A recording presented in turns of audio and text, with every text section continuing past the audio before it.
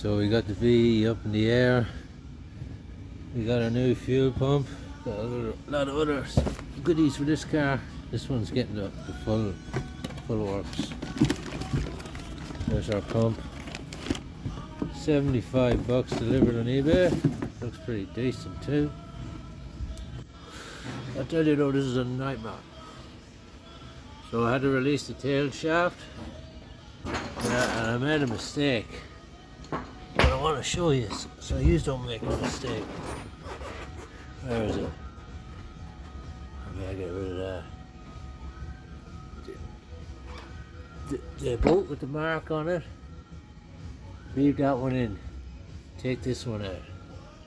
And then this will pop out. So if you get me, the one there, take that one out. With the one with the mark, you leave that one in. Oh no, sorry, not that one, that was the mark too.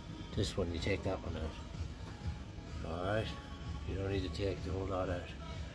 You have to release it up there, and it's good. So you can check your center bearing as well.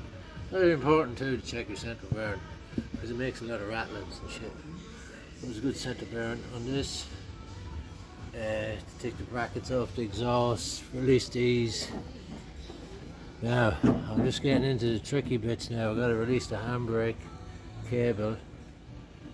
And yeah, well, I'm letting you know how I go. It's not taking me too long.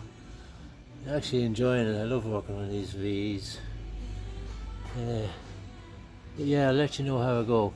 And I'll let you know if this is definitely the fuel pump that the problem is. Otherwise, I'll not bullshit you. Alright, see you in the next video.